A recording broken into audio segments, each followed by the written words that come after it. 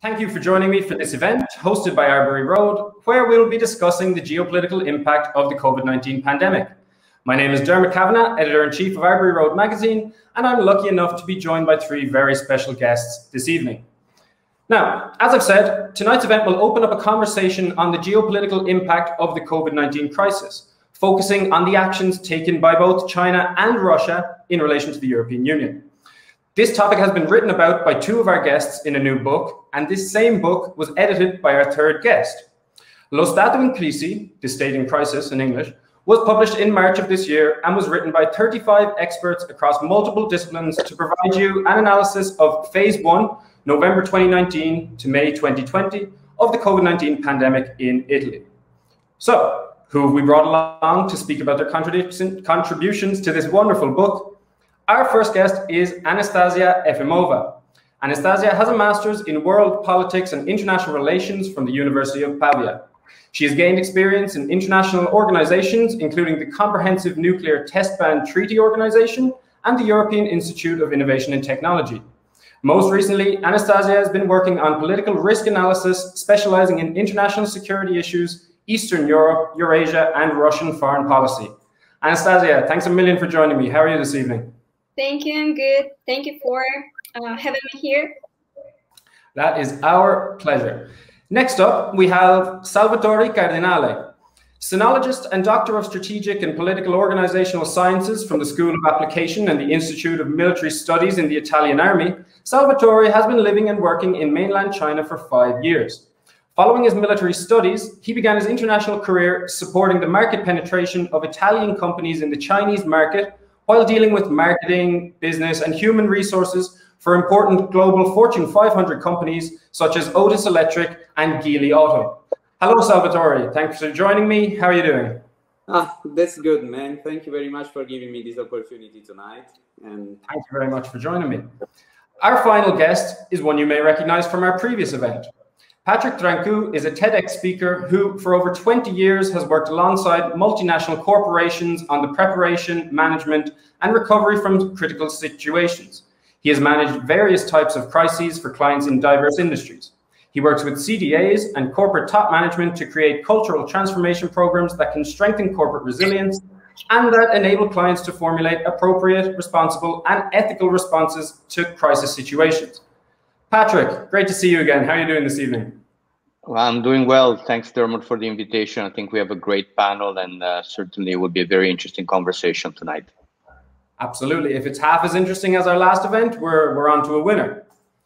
So before we get going, I'd just like to remind anyone who's tuning in at home to go to the Facebook pages of either Arbury Road or Lo Stato in Crisi, or onto LinkedIn, where you can submit questions and we will address these questions or comments throughout the event. So, to begin, I thought each of our guests could give us a quick overview of their specialist topic. Anastasia, would you like to introduce your topic first for us, please? Yes, of course. In this chapter, I'll focus on the Russia's exercising of soft power during the first phase of the pandemic in Italy. And so basically, I'm talking about the Russia's perception of soft power and in general understanding of the current political situation and actually the role of Italy in the Russia's political stance, which is very important due to the also increasing standoff with the West in general in the last years. And so, as we know that last year during the first phase of the COVID pandemic, when the situation was really went out of control in Italy in the first month. Russia was very quick, was one of the first nations to assist the country, to send the medical equipment and their some personal, actual military personnel to Bergamo, and which actually provoked a lot of contradictories about and a lot of controversies about the essence of this help and this assistance. And Basically, a lot of political decisions in Russia are very often motivated by different drivers, how Russia views their political station, how Russia wants to be viewed from abroad, and how actually Russia's political stances in the international arena influence the Russian internal affairs as well.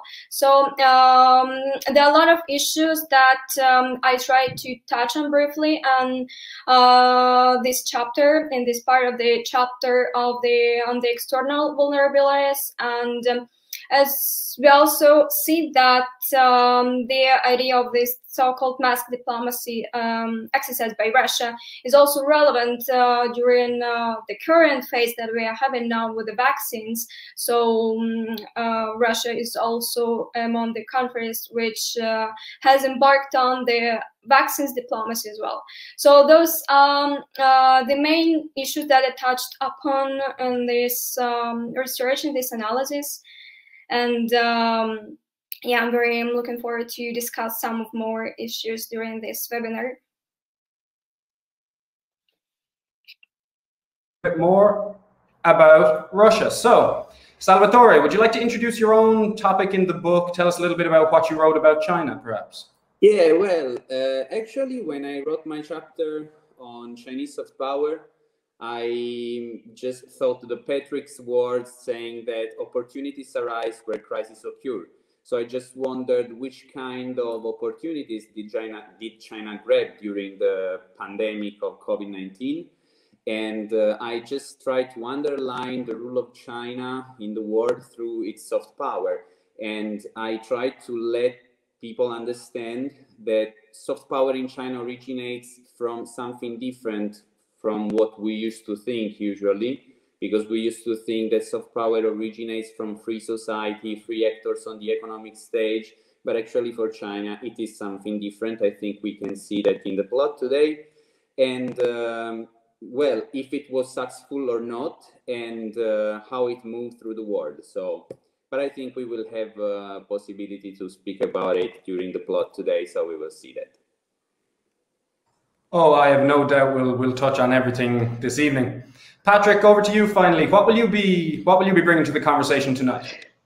Well, I think Salvatore kind of opened by mentioning vulnerabilities, and I think we have to be aware that in crisis, besides opportunities, there are also the reverse side of the coin. There are vulnerabilities, and certainly from a geopolitical point of view, both Anastasia and Salvatore highlighted a little bit the role of Russia and China in the context of the Italian pandemic. But I think as the conversation will continue this evening, we will be able to expand on that, going well beyond the borders of even Europe. But I think the other vulnerability that we heard a lot about concerns our digital lives. So cyber attacks and the role of state players in the digital dominion are two of the topics that were touched upon in the book. So I think we'd have an opportunity tonight to also briefly touch on those two elements, because from a certain point of view, they intersect with the geopolitical dimension, as, for example, when we look at the attacks aimed at espionage or at gaining access to intellectual property, very often we're talking about state actors. So I think it's an interesting combination between the geopolitical element and the cyber element. Definitely. Let's get down to it without further ado. So the first question, I'm going to start with you, Salvatore, about China, and then I'll have the same question for you, Anastasia, relating to Russia. And that is, could you give us a brief overview of the geopolitical situation in China before the pandemic hit, so we can get an idea of how things changed?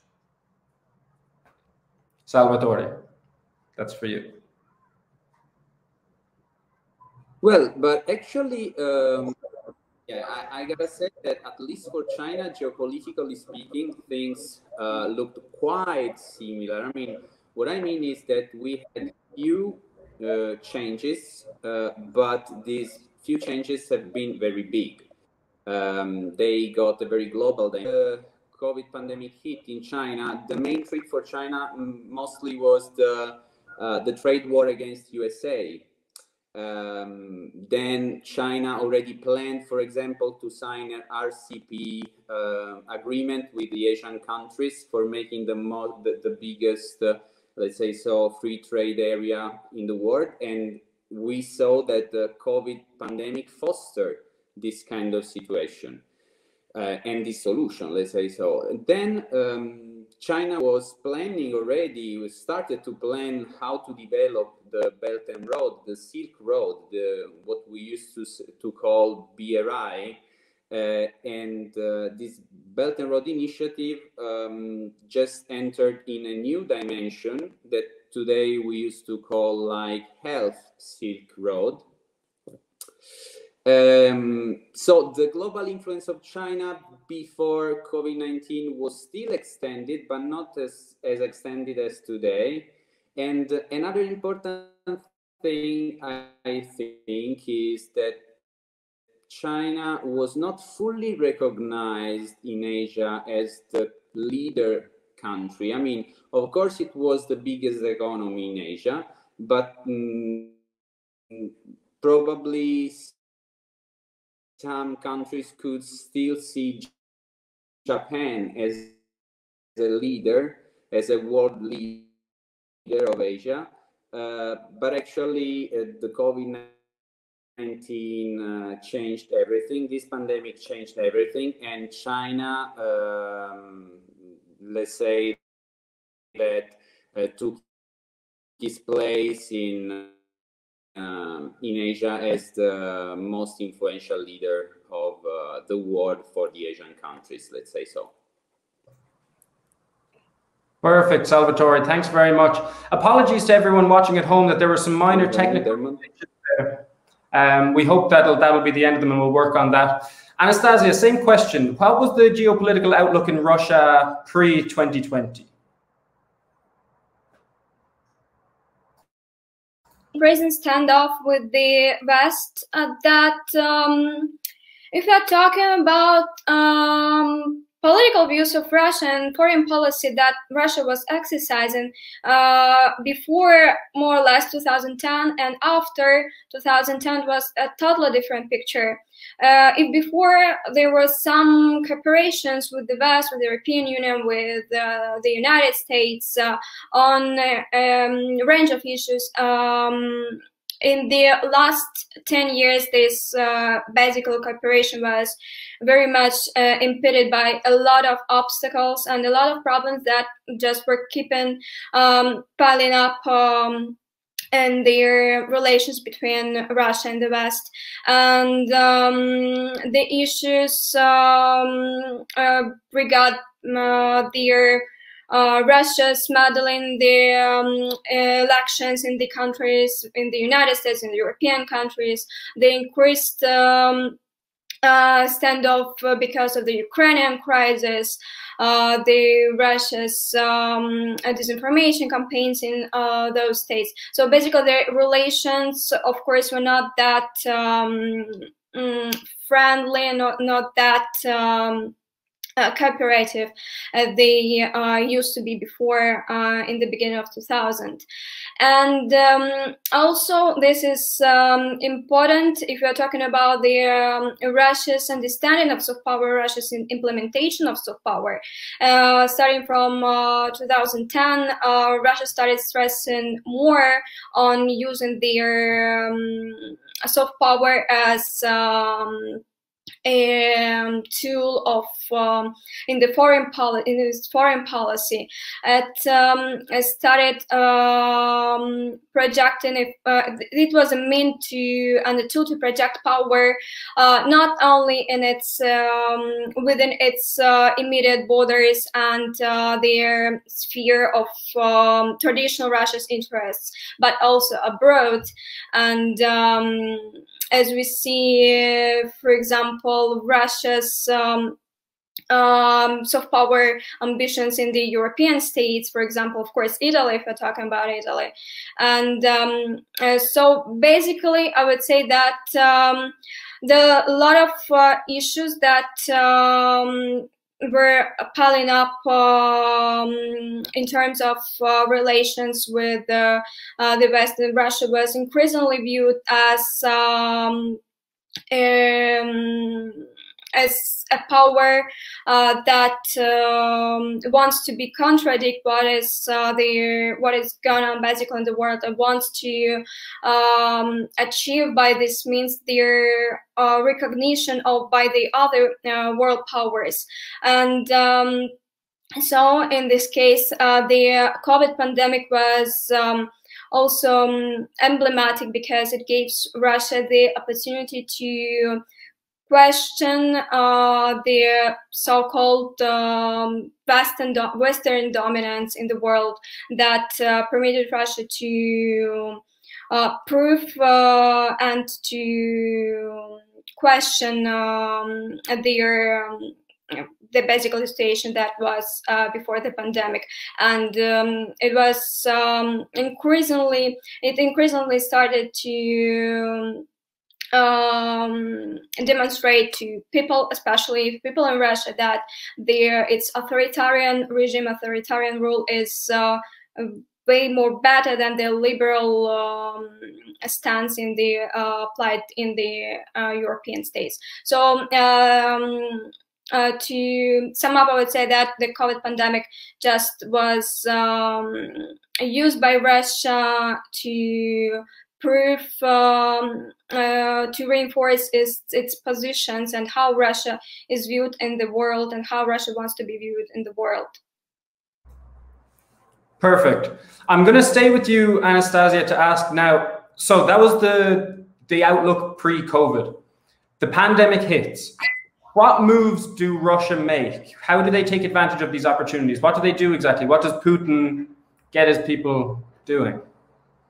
Yeah, it's interesting because when the pandemic hit and a lot of actual Western powers started applying lockdown measures, establishing the state of emergency inside their countries, Russia was more concentrated on their situation abroad and basically did not pay attention to what was happening in Russia. That's why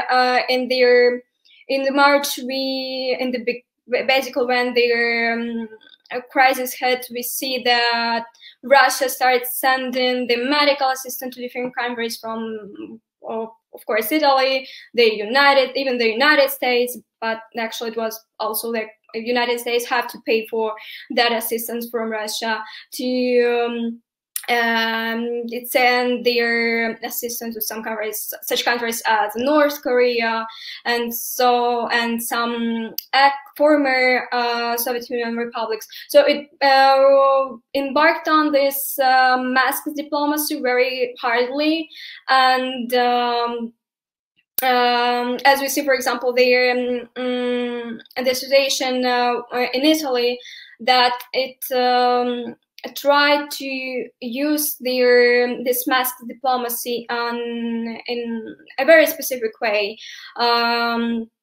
from launching the propaganda inside the country and outside the country, and trying to demonstrate to the other countries that Russia is managing the situation very well, and that it is available to provide assistance to basically the Western countries as well.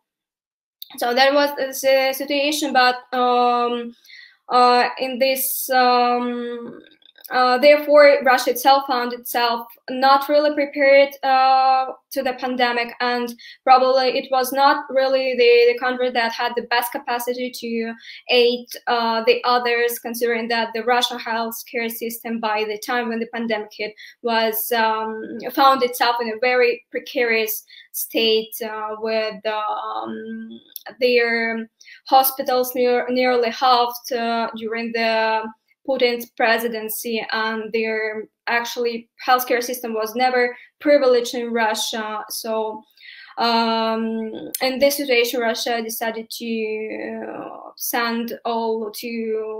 all the efforts to demonstrate its capacity to assist the others. Perfect. Salvatore, back to you with the same question, but regarding China. What happened in the immediate aftermath of the outbreak of the pandemic? Something, let me say, great at the beginning, something that I didn't see here in Europe, because I think China started managing the COVID pandemic as a health emergency, but in the end quickly changed and switched and just tried to create some plan, some organization plan for managing the COVID-19 as a crisis, not only as a pandemic, not only as a health emergency. So this is the first point. So China started to isolate Wuhan. We remember, I think all of us remember it, isolating Wuhan, that it was just like the engine of the COVID-19 at that time. Then little by little, China proceeded to isolate like almost all the cities in China, maybe not almost, but all of them, and also the smallest city, until we reached the point of a very strict lockdown. And this is another important measure, I think, because the lockdown in China has been a real lockdown. I mean, you could not go out from your home, even, I mean,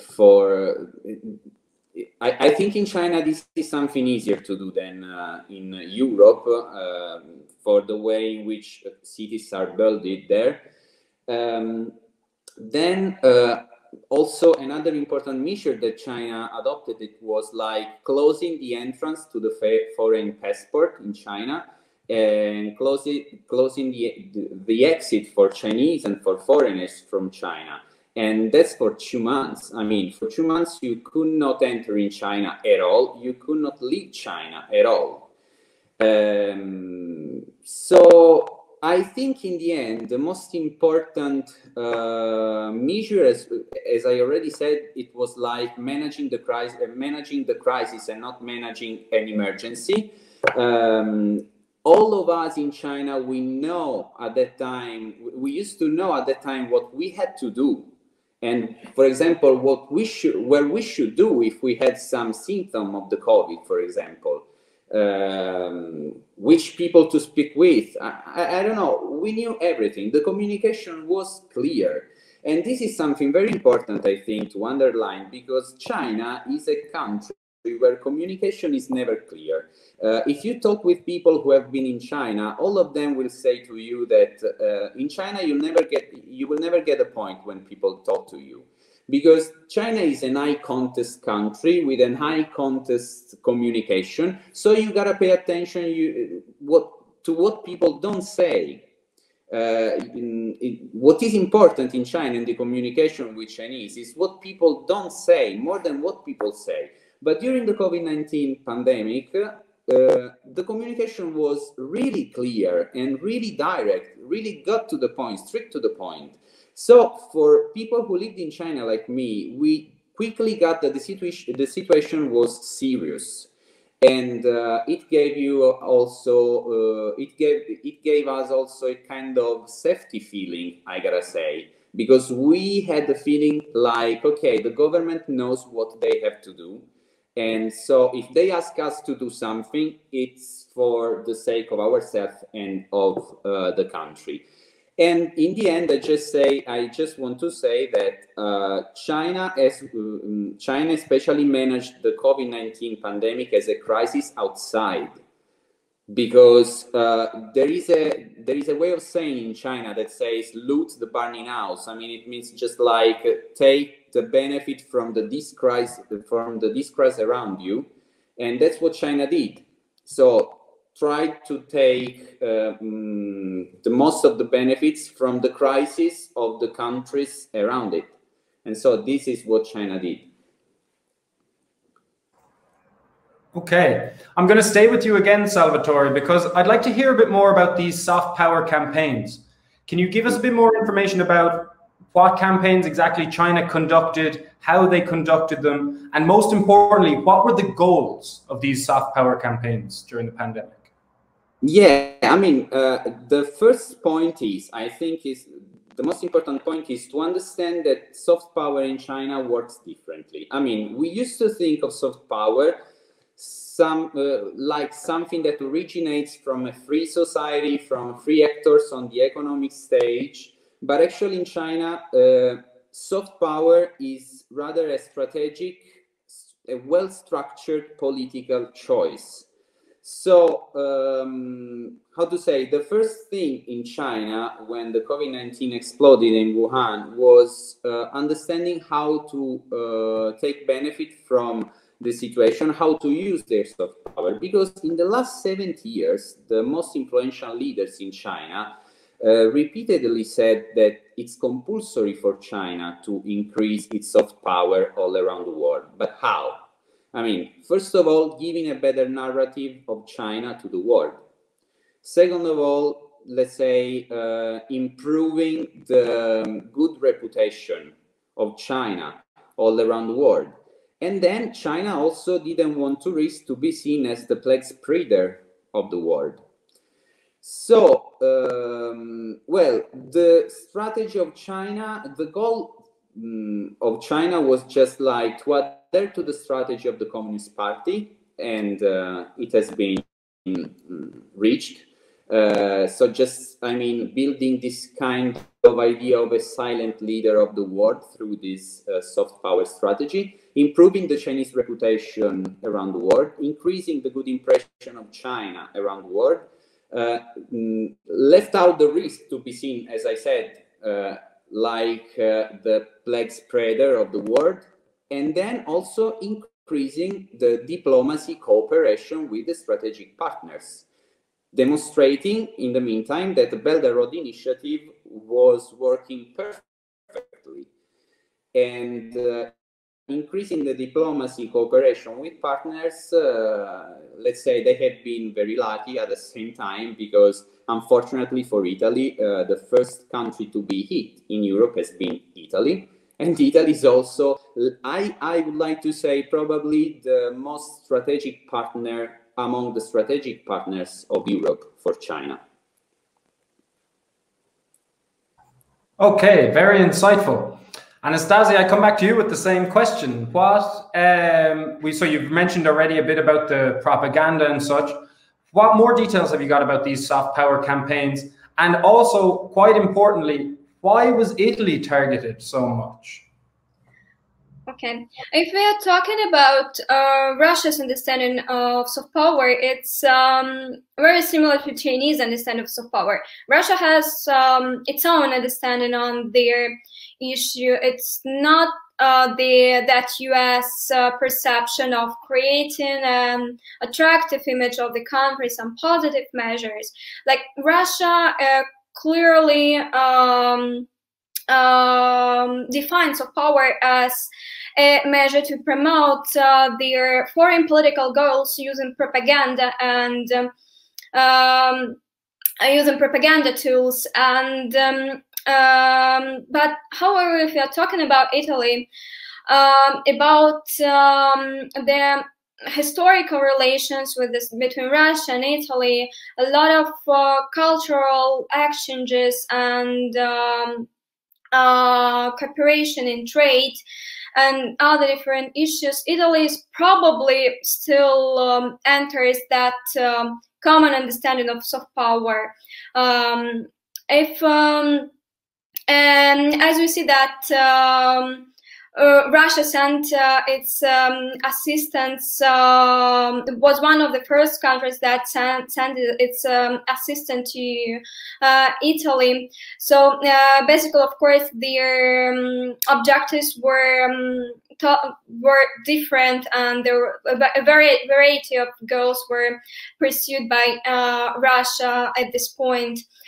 And that goes both internal and external. If we are talking about the external goals, Russia and actually how Italy viewed in Italy, and how the European, how Italy viewed in the European Union, how Italy views the European Union, and it's basically one of the countries that have pretty high Eurosceptic views, and this is very beneficial for Russia, that seeks to promote its goals, its external goals, using these soft power, using these soft power tools, and maybe it's not a coincidence that when Italy received its assistance on the 22nd of March, on the 26th of March, during the discussion with within the G20 meeting, Russia was asking about was asking to facilitate their sanctions regime due to the pandemic, and that was probably also the way to somehow influence the European Union decisions through Italy, and asking Italy's supports and on these issues. The other objective, external objective, was probably to create and further deepen the divisions inside the European Union that existed before, divisions on the migration issue, divisions on their for example, the station with Eurozone assistance, and so a lot of divisions existed before the pandemic inside the European Union, and Russia was actually trying to get its own benefit and trying to disrupt this unity inside the European Union even more. And of course, the internal, the goal of Russia in terms of internal goal, that was to influence Russia's population itself, is, as we look at their propaganda that was launched right after their assistance basically reached Italy. It was both directed at Italy due to Russia's media outlets that even work in the Italian language, like Sputnik, for example, and there was a lot of propaganda inside Russia as well, which was aimed at demonstrating to Russian people that European Union is not managing well the situation, and that there are a lot of divisions inside the European Union, and basically Italy was abandoned by the European Union. And all this news were really prevailing both the media space, both in Italy and Russia, after sending this medical assistance. Of course, a lot of issues were around basically the composition of this assistance and how it was managed. It was managed not by the Ministry of Healthcare, but by the Ministry of Defense, that created some more problems and controversies about the real objectives of this help. So basically, Russia was using this power to further penetrate some spaces, some favorable spaces that were created before the pandemic, and considering that this positive relations between Italy and Russia, there was a favorable ground to further penetrate this space. Okay, perfect. I had some brief technical difficulties there, and I'm not sure if anyone else did, but if you did, I apologize. Patrick, we're going to come to you next, and we're going to focus in on the cyber threat. So how exactly were these soft power campaigns impacted or perpetuated by recent technological advances? Well, let's go back 1 second to my earlier comment, and that is to say that when you're managing a crisis, when you're managing a systemic crisis, we mentioned that in our last chat, you need to have a broad view of what's happening. By being solely focused on the sanitary medical dimension, the Italian government opened its flank, it is clear, and a number of things happened. We heard from a geopolitical point of view how foreign powers took an opportunity to physically be present in the country. We had army personnel from Russia being present in Bergamo. It was only when media raised this that all of a sudden institutions paid attention to what was really going on. So we have to always keep in mind that crises open vulnerabilities, and that we need to keep a close eye on those vulnerabilities. We cannot ignore them. Then, of course, cyber. It is clear. History tells us the Russians have been masters at propaganda. And so we have nothing to teach them. They have everything to teach us. And of course, the technological evolution, meaning social networks, the cyberspace, has greatly enhanced not only this aspect, that is to say the propaganda aspect, but also, and this is the case of China as well, their cyber activities. In a broad sense. And I think it is interesting, maybe we can share a few slides now about what has happened during the pandemic in terms of activity in the cyber domain. Ruben, if I can ask you kindly to share the slides. But just to say that cyber attacks during the pandemic increased by 600%. Okay, so that gives you an idea of vulnerabilities. Why did this happen? But of course, a lot of people were working from home. And so the kind of security features that are present in corporations could not be transferred so fast into the homes of the employees who were working in lockdowns. So that increased greatly the activity in the digital domain. And here, just to, I think timelines are always interesting. We discussed timelines last time, and here we have a brief timeline. Maybe we can put this full screen, where it shows us, how attacks sort of jump up as events take place. So the United States declared its first case, and Zoom, you have attacks going up by 50%. Then again, 29th of February, up by 64%. Then in Italy, the country goes into lockdown. Woof, the attacks go up 28%. And then the World WHO declares the pandemic. And again, here we have a spike in attacks. So let's just go quickly over to the next slide. What is important to understand here is that there's two kinds of fundamental vulnerabilities here. On the one side, we have cybercrime, and on the other side, we have espionage. And both of these saw increases during the pandemic. But what is very interesting, and I think we don't really quite realize this, cybercrime did not arrive with the pandemic, obviously. The pandemic was an accelerator of illegal activities that were already taking place. But this has become an industry. This, according to some estimates, this year will reach $6 trillion US.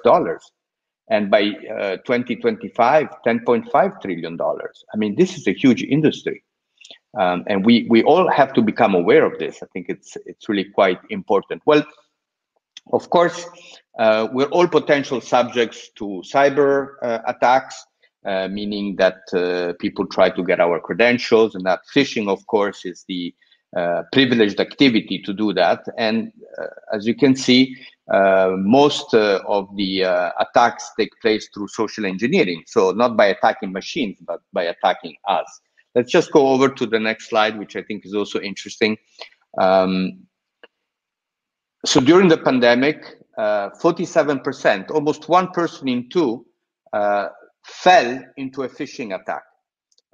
Again, because perhaps they were not used to them, but working at home made them more vulnerable. And the other interesting aspect is that during the pandemic, new malware and new methods were devised to attack people online. So you see, the pandemic really was a huge accelerator of this cyber activity. Let's just put up the last slide because it will help us. Just if you want to have some fun, there's a little website, and I don't know if we can put it online, where you actually see in real time, what is going on in the cyber domain. And it's kind of fascinating. On the left-hand side, you have a track of all the attacks taking place, and then on the map, you see exactly where they're happening. And as you can see, this is like, going all over the place, and it's kind of interesting. So if you just want to check it out, just look for checkpoint.com, the threat map, and then you can kind of spend a little bit of time watching these wonderful lines. You may think that these are airline connections, but sorry to tell you, they're not. These are attacks of different natures. So we can come back to us in our conversation. So cybercrime, one dimension, for sure, huge business, it is clear. But then espionage, especially by state actors, is another dimension that we witnessed during the pandemic. And it is not a surprise to find out that hospitals were targeted, that research institutes were targeted, that the pharma industry was targeted. Of course, and it is clear why, especially pharma companies and research institutes working on vaccines.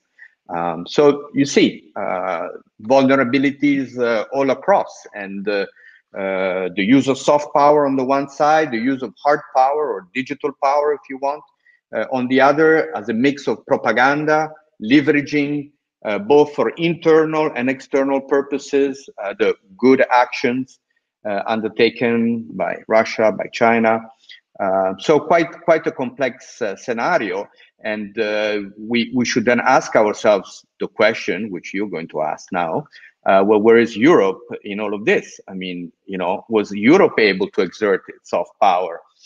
Or was it busy figuring out why it had sent masks and DPIs to China, to then have them kind of sent back through soft power? This is kind of, I think, one of the most incredible aspects of this management of this pandemic crisis is, we were busy sending, while we needed them here, we were busy sending them as a soft power act, a goodwill act more than soft power. There's a slight and subtle difference there, to China, to then have China come into Italy, a few weeks later, with medical equipment we probably had sent them in the first place. So it's kind of ironic, but it just shows how complex managing a crisis really is. Perfect. Well, let's stay on that topic then, Patrick, and I'll stay with you for a moment, and I'll ask, why is the EU so vulnerable? Why is it such a weak? I mean, can we even call the EU a geopolitical power, given that there's no military force, no united military force? Well, I'm not the best person to ask. I can only express some personal opinions. I'm not an expert at this. I think we're lacking a general vision of Europe. I think this is the first fundamental problem. We had seen this before the pandemic with the immigration crisis. The immigration crisis strained Europe greatly, strained relations within Europe greatly. And unfortunately, that crisis was not adequately managed. And the fact that it was not adequately managed means that we continue to see the repercussions of this crisis. The crisis has not been closed. Again, it was only a few days ago that Mario Draghi stood up in a European context to say, hey guys, we need to find solutions to this immigration problem. So the immigration issue has not been resolved. And 4 years have passed, 5 almost, from the start of this crisis. So I think, one, we don't have a clear idea of Europe and of its role. I think that's point number one. Very often in the geopolitical scenarios, European partners play different sides. Libya is a typical example of this, where France and Italy were playing different sides. The second point with this specific crisis was that we were so inward looking that we couldn't potentially do anything because we didn't have the resources. We didn't have anything in our hands that we could use to exert soft power abroad. But this also, I think, goes back to another problem that Europe has, and its inability to create champions within its own borders, industrial champions, I mean. I think it's incredible that we were not able to develop a vaccine. I mean, it was a startup company in Germany that did, but then it did an agreement with Pfizer in the US. I mean, there was no European partner with whom it could have partnered up. I don't know. I mean, I think these are the questions we need to ask. Do we need industrial champions? You know, this time it was a virus. What happens if it's a bacteria next time? Do we have the capabilities to develop not vaccines, because they don't work with bacteria, but antibiotics? That's a huge area of concern in the medical community. We don't have antibiotics. So if something happens, what are we going to do? So I think we're lacking this kind of thinking. We are a huge set of countries together, but we're not thinking along the same lines. We still have these nationalistic approaches, and this cannot help our influence in the world. And it is clear, we will see it with both Salvatore and Anastasia in a minute, it is clear when we talk about the vaccines. Perfect, Patrick. And I want to come to the vaccine now in just one moment, but I'd like to ask you first, Salvatore in particular, following on from this idea of Europe as its own geopolitical power, how is Europe viewed in these terms from China? Do they see Europe as a weak link on the international stage? Do you mean which kind of opinion there was in China at the time about Europe? About at the time, and also in general when we speak about geopolitics. Yeah, but when we talk on geopolitics, that's the point, guys. Sometimes we wonder, is it Europe a weak or a strong player? But first of all, I think as Chinese wonder, we need to wonder whether European Union is or not a player. And if it is a player, which kind of player is it? Because the point is this, guys. Okay, for example, when we talk about China, for example, we can talk about a country that we can still we can still think of it like a country that has this kind of model, like one country, two systems, right? So we can say whether Taiwan is part of China or not, but we still talk about China. I mean, a country with a political unity, with a government that can take decisions. On the other side, we can see USA. USA, what is USA? I mean, USA, we consider it like a country, but it is actually a union of different countries, right? That they are unified under one money, under the same money, the same army, the same president, right? But what happens when we talk about European Union? Okay, we are talking about like a political institution, but then within this political institution, every country tried to take its own benefits. So when European Union moves, they don't move as one player. They move like a chaos of thousand voices. This is something that I think we don't understand. We can't understand. And societies outside can't understand as well. So they try to take benefit from this kind of situation. Because, for example, if we think that European Union doesn't have any power on investment in the countries of the European Union, for example, it means that we are the land of nowhere. We are like the land of no one. I mean, every country can come to every, I don't know, European nation and talk with every kind of, I don't know, party in Europe. So this is a kind of confusion, and Europe knows it. And for this reason, we cannot even create some good strategies. For example, I think later we will talk about the vaccination and the vaccine diplomacy, and we will see that the problem is, for example, like in certain parts of Europe, like the Balkans, for example, because they are part of Europe, we see that European Union doesn't have a strategy for this kind of territories. So they are territories for like other global partners or powers. And another thing, I know it's hard. I know it's different from the other for us than from the other cultures and countries, because European Union is just it's too young actually. And we are talking about a political institution that lives in that kind of territory that has like the maximum culture difference at the minimal geographical space. So it's really hard for us to try to create something that can be similar, I don't know, to the USA or to China or whatever. But we need to find a way. We need to find a way and to create something that fits to our habits, model, culture, whatever. And that's what I think, and that's what they think outside, at least in China. Perfect. Thanks for that, Salvatore. So, Anastasia, I'm going to come back to you, and we're going to get into the topic of vaccines, more specifically vaccine diplomacy. Tell us what's been happening in Russia with regard to the vaccine, and we've got a few questions already rolling in.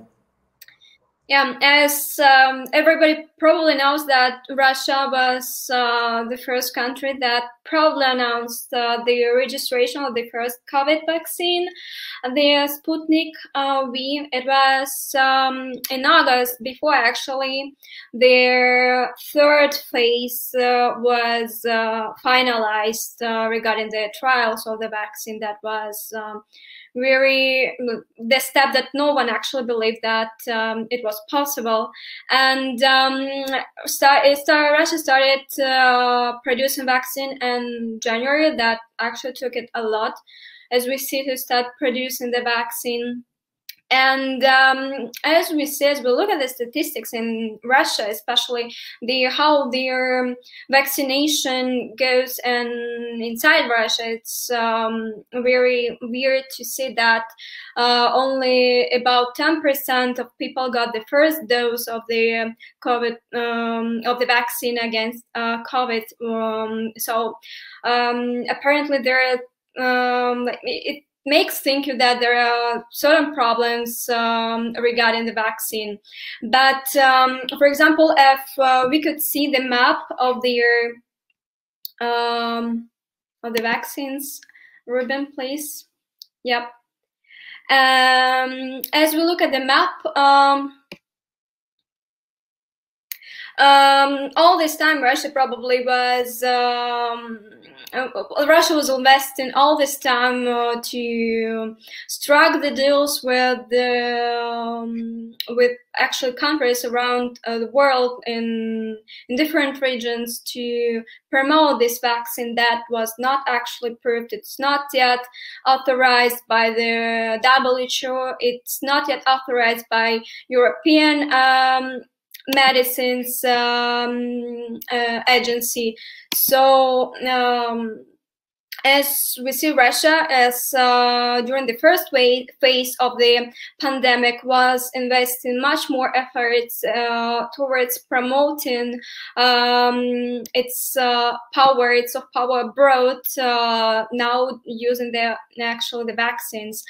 So as we see at the map, it was pretty successful in striking the deals with their with different countries. Even as we see their probable real success can be considered that Hungary and Slovakia are currently using the Hungary is using the COVID vaccine, and Slovakia has recently approved it and is about to start using it. So it was a very probably successful move.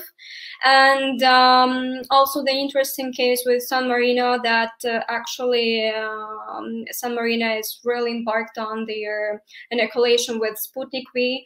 So yeah, and basically, if you look at the map, around 70 countries authorized the vaccine, and basically this map also reflects the countries that import or are going to import the Sputnik V, and we see that Russia is going to import it itself because probably as we will talk about the Chinese vaccine, the other situation will be different, but in Russia,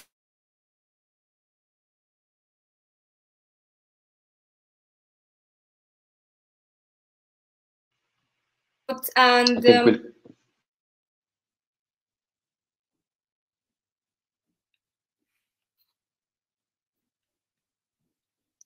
Russia. Anastasia, I think we lost you for a few minutes.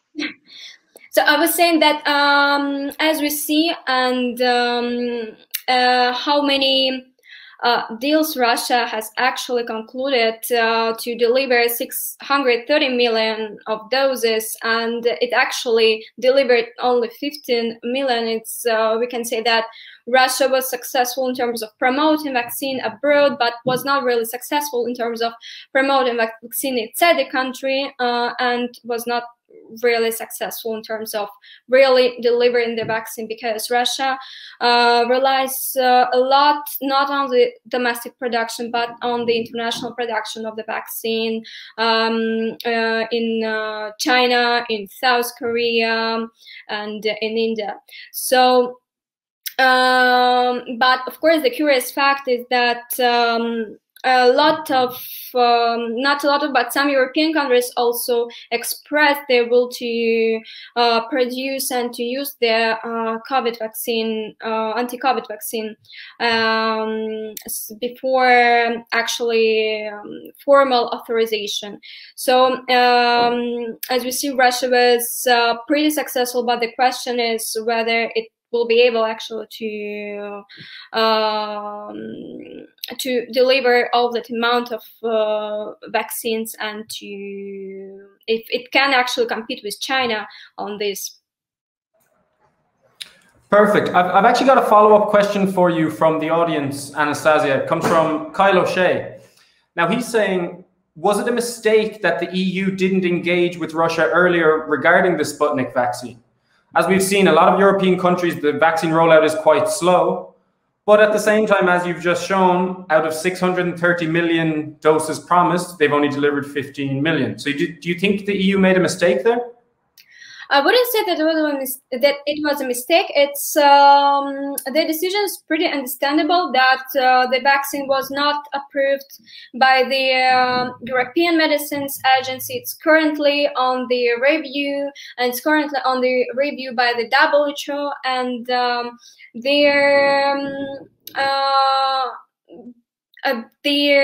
idea that the European Union has is to achieve know that the vaccine is secure and it's effective. It's pretty understandable. And as we see that Russia did not produce a lot of vaccines so far and did not deliver a lot of vaccines, I wouldn't say that it would have managed to help the European Union in the current vaccination campaign. Maybe it will be helpful afterwards, but currently, considering that Russia's manufacturing problems, it probably would not be able to assist that much. Okay, perfect. Thanks for that. Salvatore, would you like to tell us a bit about the vaccine situation in China and vaccine diplomacy? If I'm sure they're engaging in that too. Yeah, I mean, I would like to start from the slide that I sent you already, so we can picture the situation quickly and we can say something about it, because I think it's very interesting to focus on what China is doing right now. So here we are, yeah. So as we can see from this map, China has delivered more than 200 million doses already, donated more than 20 million doses already, and sold more than 700 million doses, okay? Where? Mostly in the Asia-Pacific area. Also in Latin America, we have a huge number of doses sold, donated, delivered. In Europe as well, as we can see from here in the Balkans, in Turkey, Armenia, Moldavia, and so on. And then, of course, the Africa. But what is important to underline in this slide, I think, guys, is this. Look at the countries that China has targeted, okay? They are all low, medium income countries. Okay, so China, the strategy of China is snatching these countries to the Western influence. So that's why China went to target these kind of countries. Okay, it was easier for China in this way. It means, guys, that behind this vaccination politics, there is a strategy. There is a soft power strategy, of course, because it means that China knows its opponent and knows its target. Knows its opponent because it knows that in this country, there is actually a lack of strategy from the Western side, okay? So it means, like, for example, in the Balkans, we said it before, Balkans is already from 2003 that Europe doesn't have a strategy for Balkans. So that's why we give possibility to China to enter in the Balkans with their vaccines. And it is the same for Turkey, Armenia, Moldavia, and whatever. But moreover, I think, guys, we should focus on the fact that China knows its target. They studied the target because they know what they need. What do they need, guys? If we try to think in their shoes, we try to put ourselves in their shoes, okay? We gotta say, okay, we come from emerged countries, right? So we can still survive, hardly, but still survive to a period of stop, okay? A period in which the economy just get freezed, okay? Because anyway, we can have probably some aid from our governments and we can still go ahead. But that's not the same for the emerging countries because they cannot survive to a long period of stop. Right? So China knows it, and China knows that they cannot wait for European or American bureaucracy for delivering the vaccination. They know that they have kind of vaccine rollout problems, supply shortage problem, delivery problems. So China tried to sell them a package, okay? This package, this is a service package, okay? It means, first of all, I give you a vaccine that is safe, first of all. Yes, probably the percentage of efficacy is not very high. I mean, it's not 98%, but for you it's still okay because it's 50%. It doesn't kill you, maybe. Just probably doesn't cover you, fully cover you. But moreover, you will not have problem with vaccination rollout. No supply shortage. There is a delivery service efficiency because no matter how many you need or you will need, I will send them to you. Moreover, I tell you, you will have a VIP channel of diplomacy with China. Okay, diplomatic channel, VIP diplomatic channel with China, with probably the first economic power of the world, if you accept their vaccines. And I think for a fragile economy, this is like gold. And so that's why China has been able to cover all of these countries with their vaccination. And that's why today we are talking about the vaccination diplomacy, because there is a strategy behind, there is a plan behind it. Thanks a million, Salvatore. I'm going to cross now to another question that's just come in from the audience. This is from Matteo Mussini, and it reads, considering the vaccine as a form of soft power, I would like to know what you think of Biden's statements to give the vaccine stocks to India and to push for the elimination of patents at its request in light of the new clash with China. So, Salvatore, I'm going to come to you for that first. What do you think about this question? Well, I think if on one side we can say that, elimination of the patents can help, the emerging countries to create their own vaccines. On the other side, we can also still give China more power to create better vaccines. And since they already created this kind of of boundaries, of ties with countries like, for example, as we saw in Latin America, so Brazil, Argentina, Peru, Chile, whatever, probably we can reinforce the rule of China in this situation, because you think, for example, what happened in Bangladesh, okay? In Bangladesh, actually, there was the Chinese diplomatic Wang Yi, okay? And Wang Yi just donated millions of doses of vaccine to Bangladesh. At the same time, it warned Bangladesh, saying that if from now on they will choose to follow the USA strategy and the USA vaccine diplomacy, they will damage forever the ties with China and the relationships with China. So it means that for some countries we can still give China just a better rule in the world. So for sure there is no one that can say it is good or it is not good, eliminating the patents for this kind of vaccines, but who knows? I think it will give China a better choice to deliver its soft power right now. Cheers, Salvatore. We're going to continue with the audience questions for a while because we've got a couple here. Patrick, I'm going to come back to you. So we've got a question here from Manuel Kekin, and it reads, in a world where the key success factor is data management, how are we going to balance data security with data access? Is this going to slow down machine learning and the AI journey? What do you think about that, Patrick?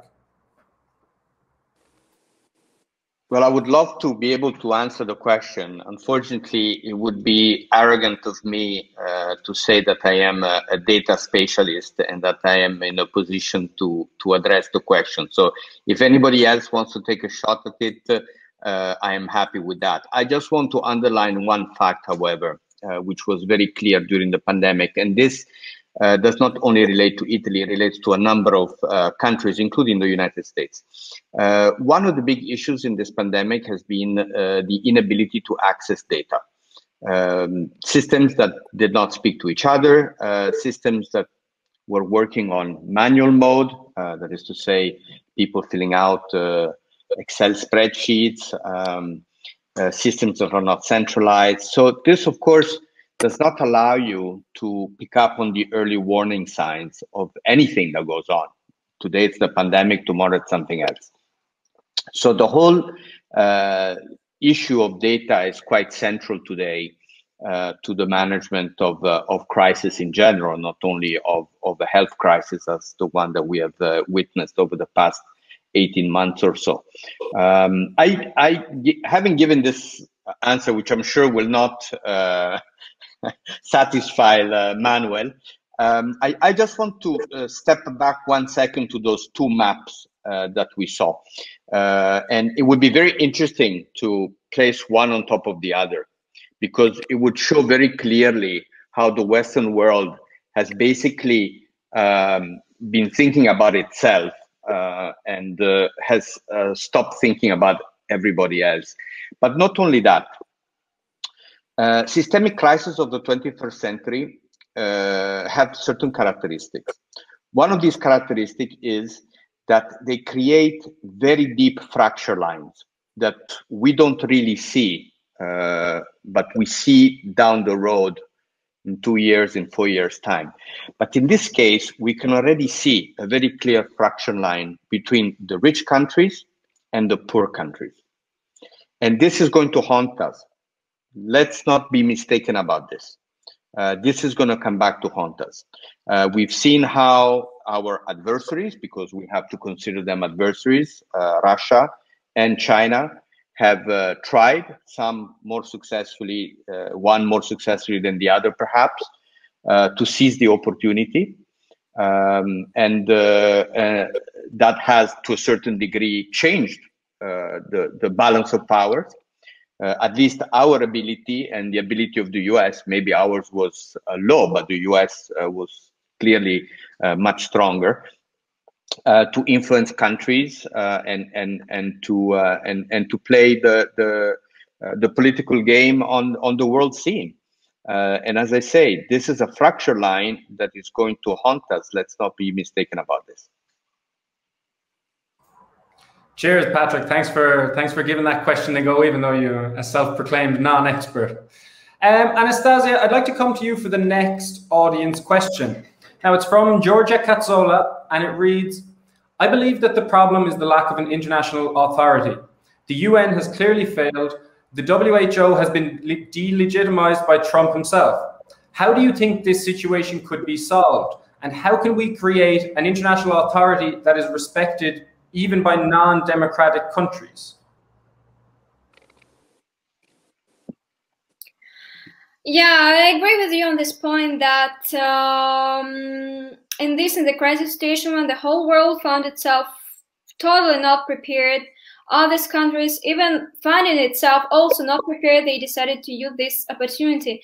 It's a very hard issue about creating their authority that even such countries would be abiding with, would follow, because as we see the current Russian political stance, very assertive, very how Russia actually views itself, how it's gone back to basically the Cold War era thinking, and that's basically the situation that we are going back to with, if we are talking about Russia, their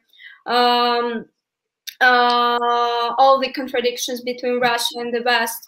It is, I would say that probably the idea is not about creating an authority, but about working on the existing pitfalls inside the European Union, working on their coming up with more united policy at the European level, but also trying to cooperate with Russia on their issues that are still actually open for cooperation with Russia. I would say that considering the current Russian political stance, it's very hard to find these issues, and so yeah, probably I'm very negative on this in these terms, but I guess as of now it's how it is, how it's basically it's like the situation that we basically have right now. Perfect. Thanks a million. I think almost everyone shares the pessimistic view of organizations like the UN at the moment. Salvatore, I've got another. Yeah, but I think, sorry, if I can jump Please, in. Patrick.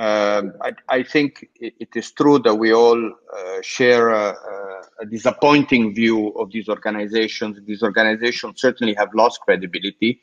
The WHO for sure has lost credibility. But we cannot, I don't think we can simply ignore this and say, okay, well, we can do without a WHO. I think the point here has to be a clear idea of how the WHO should operate. There is a report that came out, which was actually commissioned by the WHO itself. The report looks at the organization and how the organization responded to the pandemic, and there's a number of key learnings that come out of that report, and I hope that they will be addressed. We need organizations. We need organizations we can trust. Trust is another big issue in this crisis. So I personally believe that we should invest, not us, of course, but our governments should invest some time into rethinking these organizations, especially the WHO. Let's not forget that this is not going to be the last pandemic. We discussed this last time we had a chat. This pandemic was announced in 2005 by the WHO. It was just a matter of time. It was not a question of if, it was only when. And it is clear that either through potential terrorist attacks or via our natural impact on the environment, we are going to have to live with the future pandemics. So we need to be prepared for those. There's no question in my mind. Yeah, absolutely. Hopefully we've learned a few lessons from this one and we'll be a bit better prepared for the next.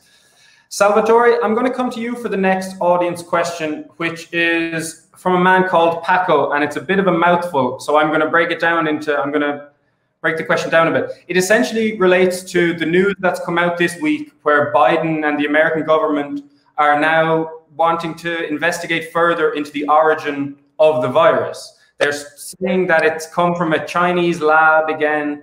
They're questioning everything with very, very little evidence. Is there any evidence or any genuine suggestion that this virus didn't come from animal to human transmission, I should say?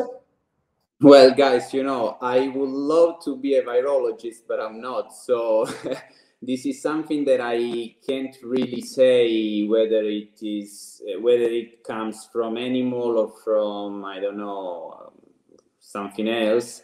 What I can say is that I tried to study the situation, especially when the first virologist in Italy said that it could not come from anything else than an animal, because the virus itself was not something created.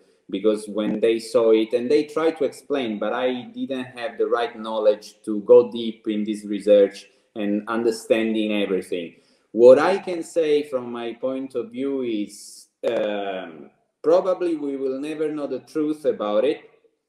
It's kind of strange what happened, I know, but I still think that, you know, viruses, they are kind of life. So they are just life. So they just happen. It is also true that in the history, mostly viruses came from Asia. Even, for example, the plague, okay, it came from probably China in the past. And I don't think at that time someone created this kind of virus as well. So I still think it is just a natural phenomenon. I can't really think China, planned to do something like this, because it was against its interest.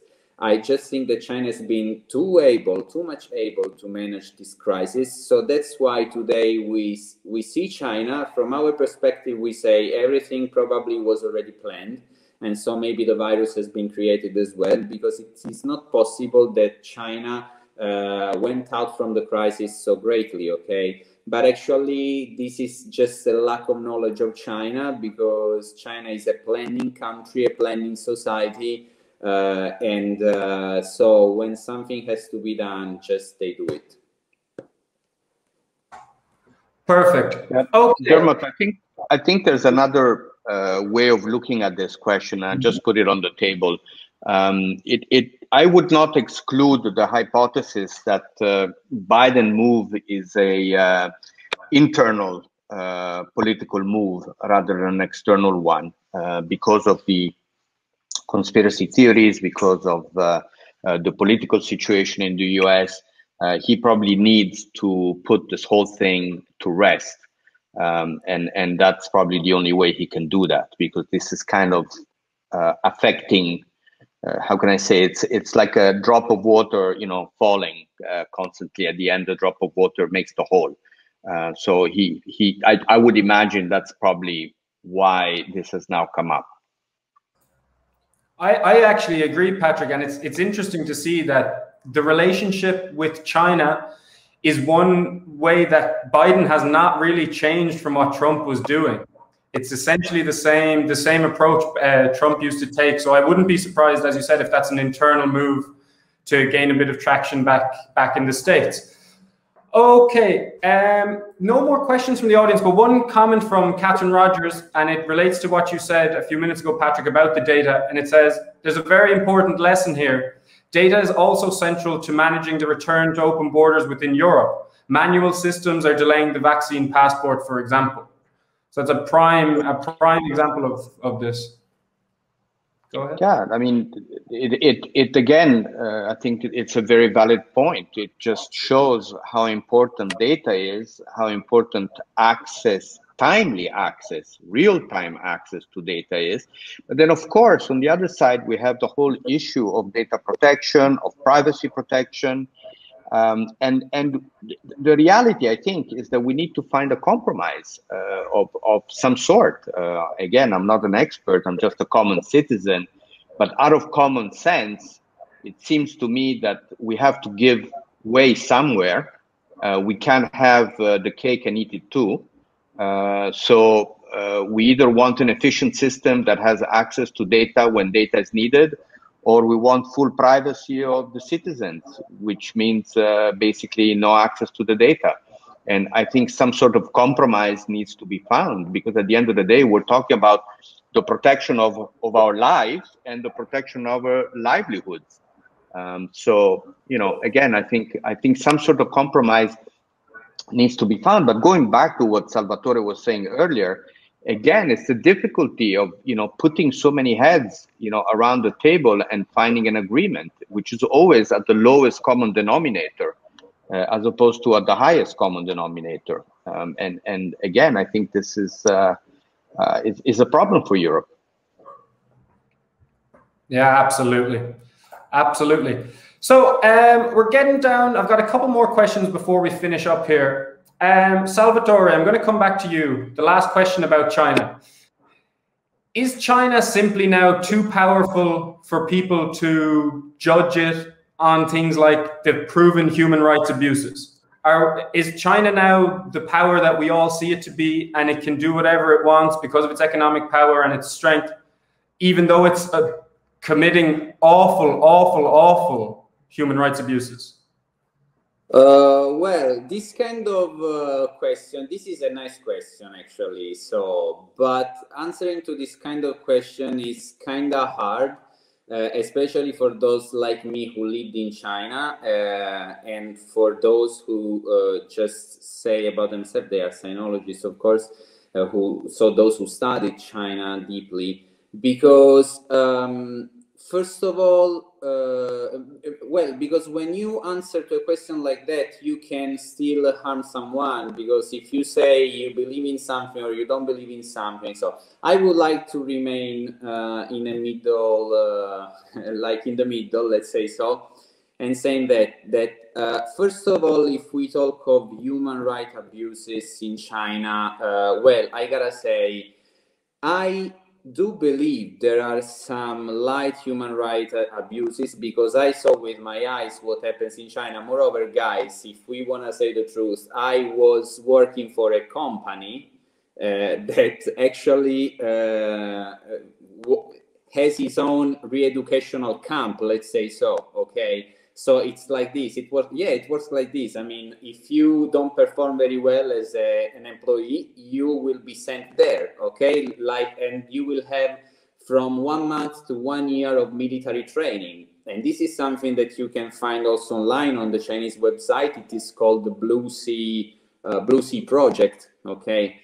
So in a certain sense, this kind of re-educational camp in which recently people say there are many human rights abuses, let's say so, this is kind of normality in China. I mean, for the point of view of the re-educational camps, not for the point of view, of course, of the human rights abuses that I know that they can happen, but it's not something planned by the government.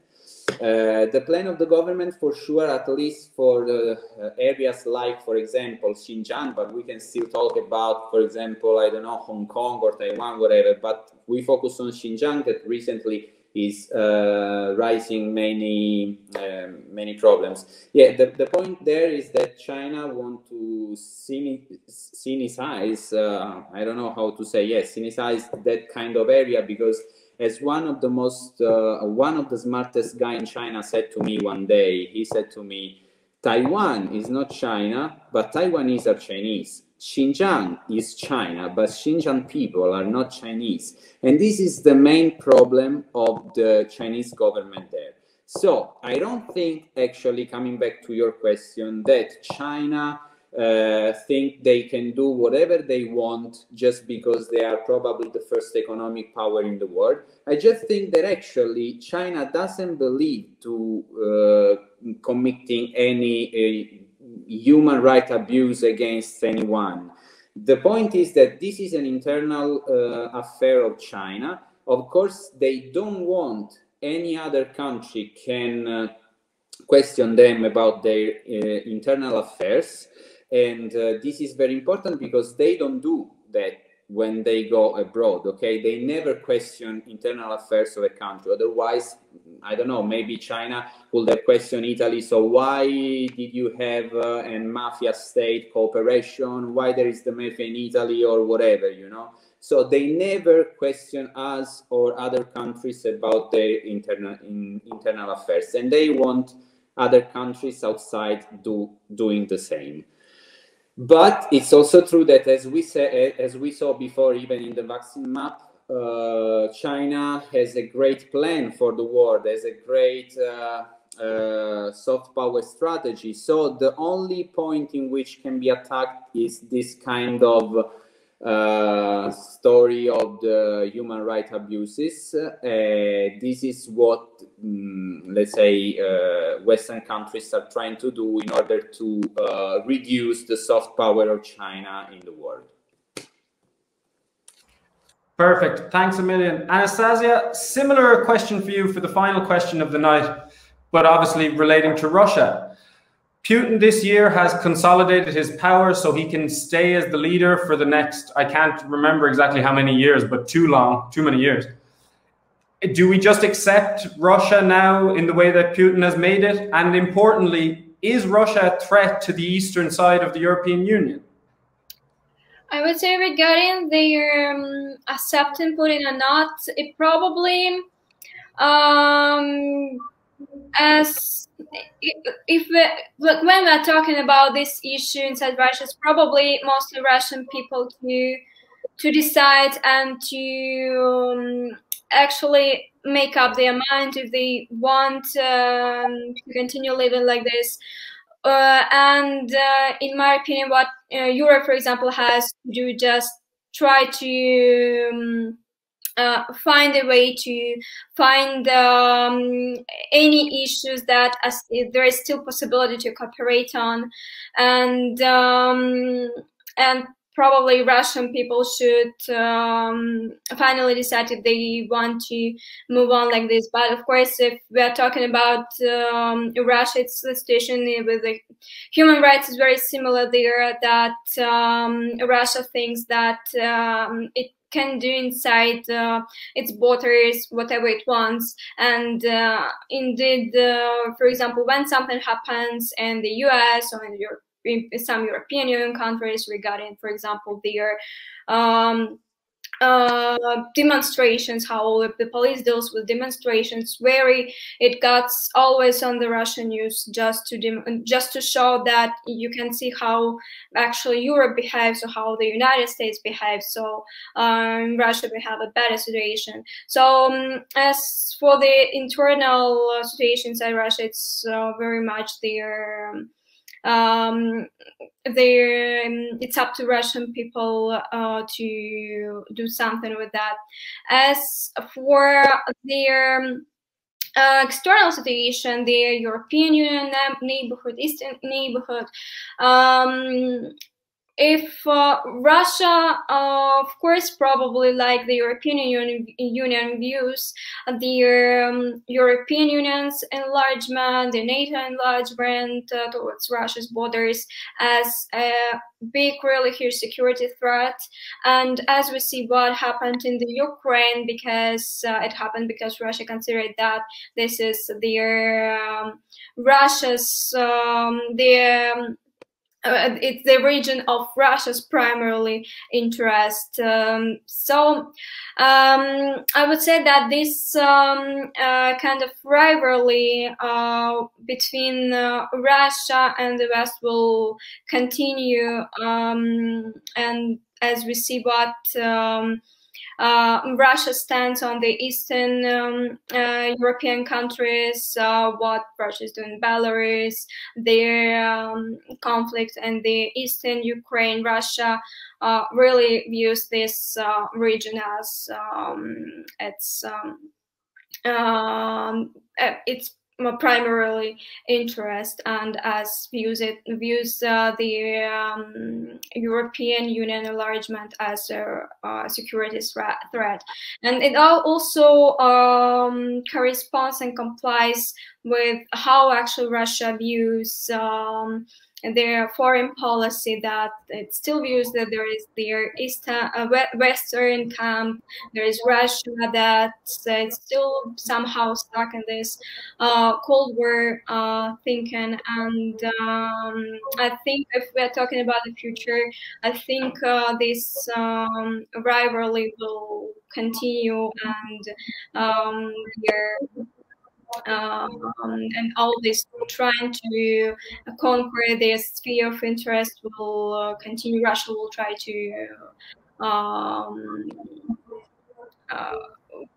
to keep imposing its influence on these regions, and not only the regions of their former Soviet Union. We see we see the situation in the Western Balkans with the increased Russia's influence in such countries as, for example, Serbia, and so basically their rivalry and these issues probably will continue.